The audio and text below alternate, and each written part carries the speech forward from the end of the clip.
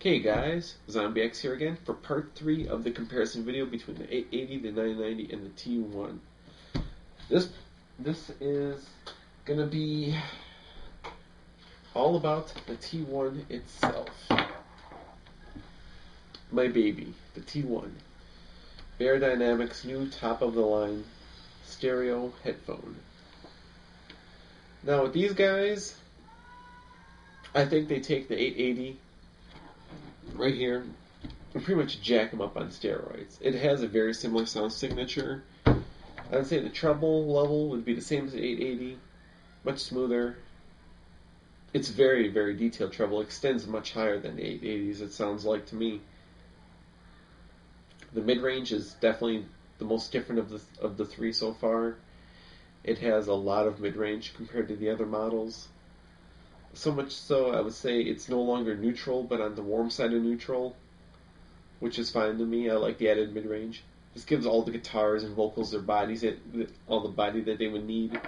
The mids, I would say they're more resolving than the HD800.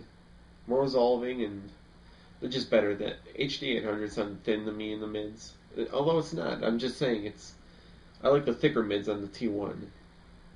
The bass quantity, I would say, would be deeper. It goes deeper than the 990s here, but it's also going to have more impact, I would say.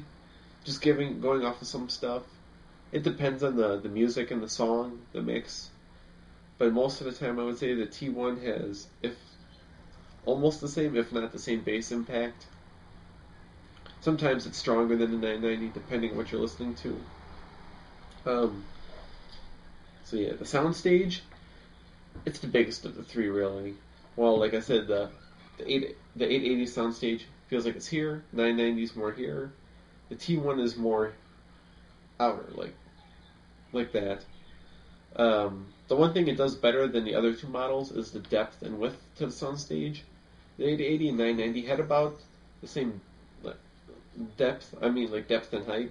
Same depth and height. So the 990 maybe is a little bit more higher and deeper, but this one really does a better job with it. It's pretty accurate soundstage. You can hear where everything's coming from.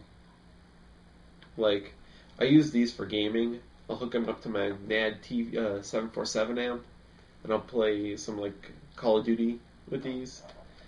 And for any gamers out there, they're great headphones if you have them for that. But yeah, I use that as a basis for pinpointing stuff sometimes. But like comfort-wise, they're going to be quite a bit heavier than the other models.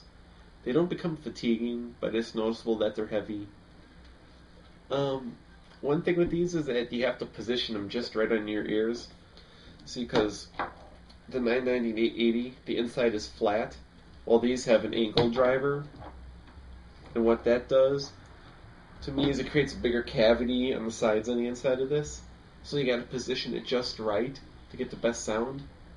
What I do personally is I push it back a little bit, so the drivers they're actually right up in the front here, angled. I try and get my ears right in front of those. To me, they sound the best that way. These headphones you can use for a lot of genres. I use them for rock and metal all the time. That's mainly what I listen to.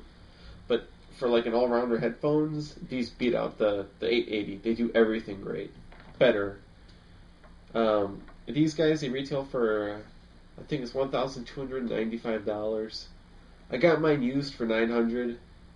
It's a pretty good deal. So, yeah, definitely keep on the lookout if you're interested for getting used sets. But, yeah, if I missed something, post it in the comments. Anything else you want to know, I know a lot. This is the end of part 3. There is the T1. The next video, I'm going to be talking about amping the headphones. So I'm going to pause you, split the video. I'll see you in a bit.